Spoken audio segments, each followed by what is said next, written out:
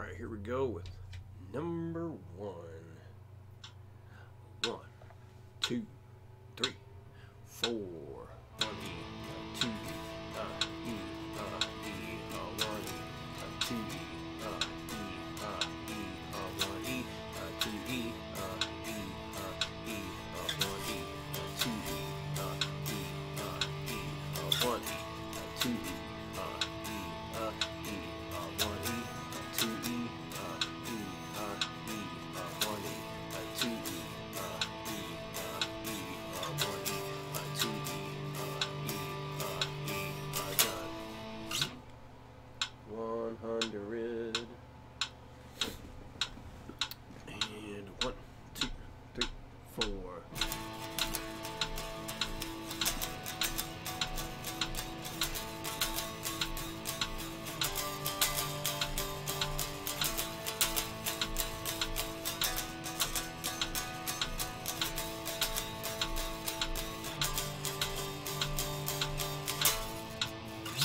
Bonus time.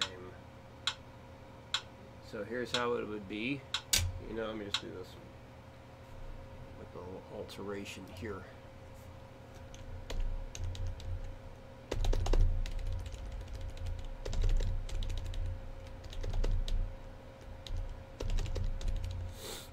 Oops, just one. There we go. Okay. So yeah, there's the bonus thing. You get number 1 down, how it was originally done, how it was just demonstrated, and you want to go a little bit further, here's what you can do. So this is going to be another rhythm that maybe getting to 100 will be a bit too much for right now anyway, because of how easy it is to shift your strumming to line up with the click. In other words, you hear the click and the strum and it happens at the same time. So this is a tough one. And then especially when you make it to the end, instead of hitting down or hitting the upstrokes constantly, you know, to resolve the whole progression going into that downstroke all of a sudden could definitely be a pain in the butt. So this might be another one you just stick at 60 and go maybe a little bit higher. But you definitely go as far as you can with it. Oh, no faster than 100 still. Yeah, playing along with the guitar profile, definitely good. Just want to make sure that you also hit that resolve chord too. It's definitely something I want you to make sure you still get there. So one thing you might want to do is still say what downbeat you're doing, because it's very easy to get lost on what beat you're playing. So maybe just quietly say it, or you can say it the whole time. You just got to be extra careful not to strum down when you're saying the 1, 2, 3, or 4. So either way, this rhythm's going to be happening for you. So either you tackle it early on sometime this week, or we're doing it next week. So it's going to happen. So here we go. 1, 2, 3, 4.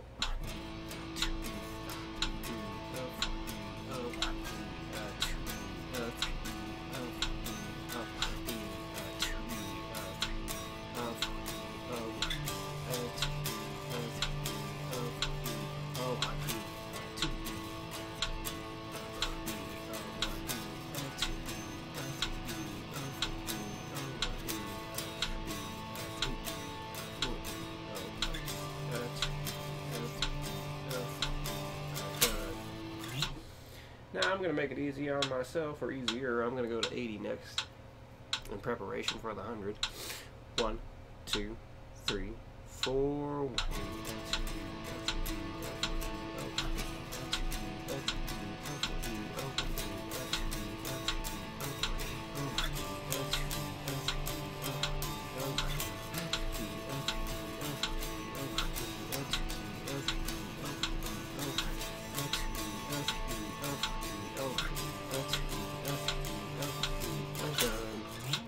Alright, let's see if I can do the 100.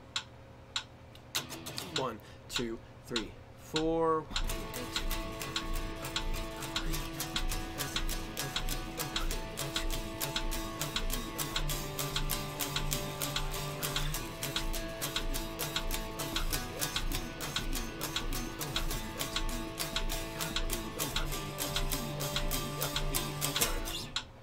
It definitely helps.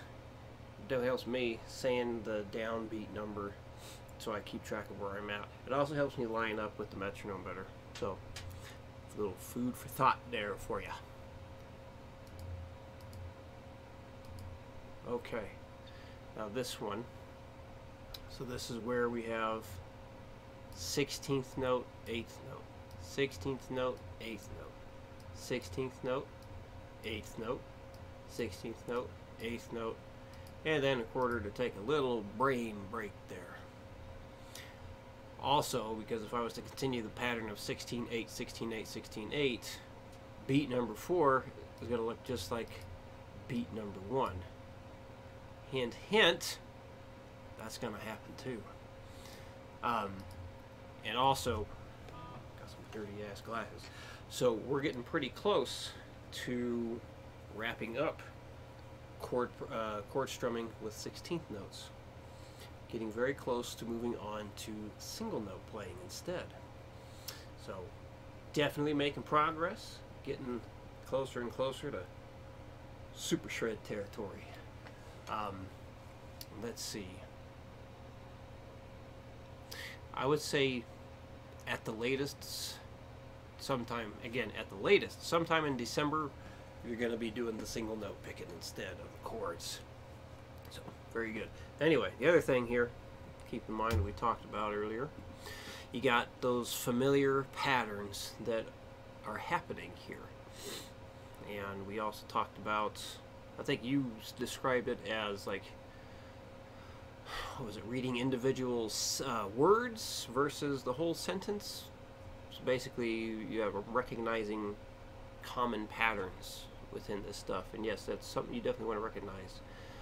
Just like recognizing a chord shape is very helpful to picking things up quickly, recognizing rhythm patterns is also helpful in being able to recognize that stuff quickly. So that is actually happened in rhythm number 1 for this week, having the 1E, a 2E, a 3E. We're just thinking of it like da da da da da da da da da da. That's the rhythm. Da da da da da da da da da da da. So keeping that in mind and how to play that's good.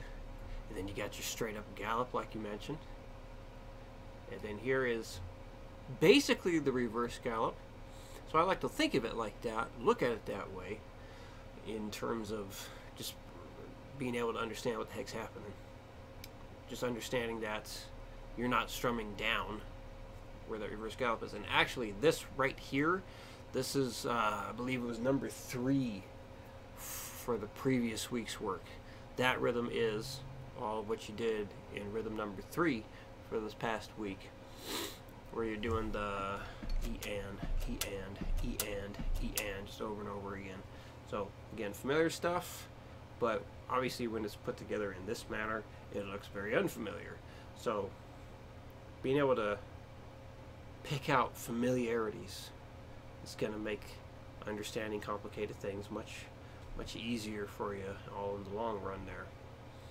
And yeah, most likely a lot of the stuff you'll be playing for your own, maybe your personal stuff, the stuff you do with your band, probably not going to be this complicated. It doesn't happen that often. But I want you and everyone else to have the ability to understand, comprehend, and play these complicated things. Because if you can understand and play the complicated stuff, it's going to make the easier stuff way easier. Anyway, let's play this sucker. Oh, one last thing. Strumming pattern also has a bit of a pattern. You're always going to be going down, up, up, down, up, down. So down, up, down, up, down, up, down. Obviously it'll stop on the quarter note there, but that's another pattern that you think is beneficial to be aware of. Here we go, 60 beats a minute. 1, 2, 3, 4. 1 E, a 2, and a E and 4. 1 E, a 2, and a E and 4. 1 E, a 2, and a E and 4.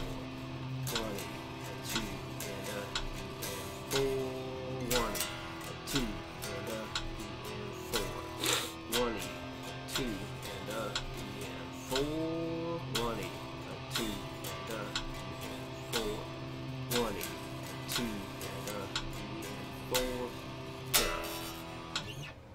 Now on the quarter note, I typically just hit the downstroke there, and then I'll bring my hand up during the upbeat portion. So I'm not doing 3 ghost strums after that quarter note. So if you find that your hand doesn't want to do 3 ghost strums after the quarter note, that's okay, so long as everything else is played properly. And I also say, I don't really feel it's necessary to add in those extra ghost strums after just a solid quarter note, because you know how to come in on a downbeat just fine. We had those other ghost strums, such as rhythm number 1 from this previous week, because of that little odd gap that happens between the first strum and then the second strum in the beat. Like the 1 E, 2, and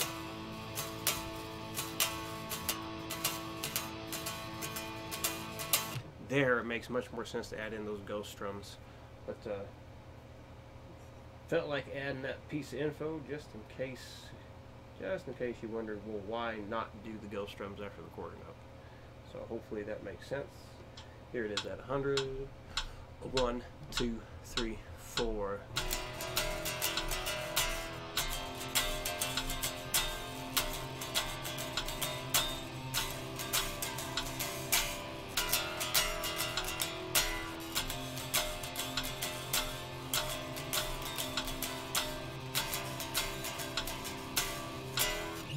And then I go and I just notice my hand wants to do the freaking ghost strums anyway right there. I don't know, sometimes it does it, sometimes it doesn't.